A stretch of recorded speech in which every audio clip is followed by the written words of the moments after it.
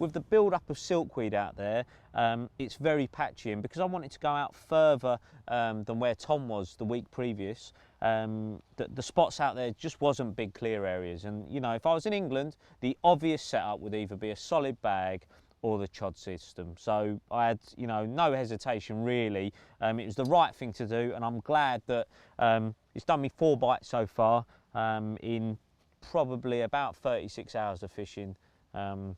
So, you know, you can't argue with that. The first bit is the no trace system, because I'm fishing it naked chod style. This is the brainchild of our product development wizard, young Tom Dove. It's just a nice little bead that will fall off there. Obviously, you don't want to be leaving any sort of tether rigs out there. And the great thing about this is that that bead will fall off the line, and the ring swivel on the chod can just pass over that with consummate ease. So I'll just pull that back over. This is how I like to use it.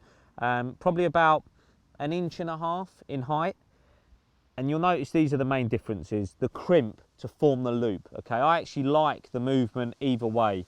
And the other difference is that instead of just the rig ring, I've got a little micro ring swivel on the D. Again, I just think that gives it total movement and flexibility. You know, these big fish are coming down and I want it to be able to twist and catch them wherever. Moving down, you've then got the other bead that comes with the no trace system. That just sits there. But this is the interesting part, because I'm fishing at range, I'm having to use a bigger lead. This is a 4.5 ounce tournament lead. Now, you wouldn't want this tied on or fixed to the line the whole way through, because it's a barbless only rule at Gigantica, and the last thing you want is to be playing a fish with a 4 ounce lead shaking around right by a barbless hook, you know, 1 inch or 2 away from its mouth. At the end of the line, I have a size 8 ring swivel. The ring is actually facing down towards the lead.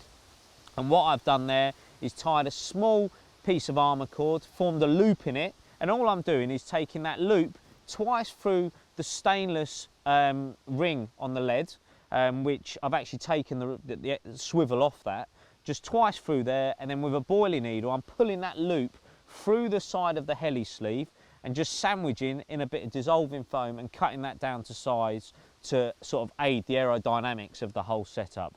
And that seems to work an absolute treat. I've checked it in my hands, I've shaken the lead off, and it takes the force of the cast and the winding in. But should you hook a fish out on the weedy bottom, that comes straight off. With the naked chod, I like it to sink really, really slowly. So just around the actual crimp, I'm adding just enough putty to sink that down, and really, really slowly. And one final point to add, inside this goo-infused hook bait, this is actually a high impact banoffee pop-up. And what I've actually done is I've used our little drill, and I've just put in a little bit of the cork that comes in it, in that kit, and I've just pushed it in. Probably about 4 mil of cork has been shoved into that pop-up just to make it more buoyant over a longer session. You know, the rigs could be out there at times for 24 hours. I want to make sure that's going out there and sitting as erect and as high as it did when it first went out. And that's really important. And one final chat on the hook bait, you know. I know a lot of people had sort of been talking before this trip that maybe they were liking washed out baits or white ones, but I'd really worked on these particular hook baits before I'd come out. I'd thought about the fish in Gigantica, what they like, that they do love a sweetie. It's a fusion of different goos, some new that aren't out yet. They might not even come out. This is a part of the testing process that we all go through before things are developed, working for Korda or using baits from Mainline or anyone. It's a garlic one, it's another fruity one.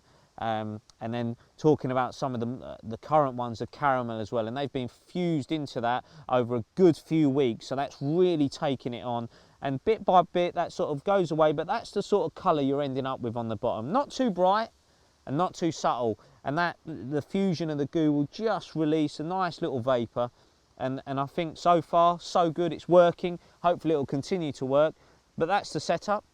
Let's hope a monster ain't too far in coming.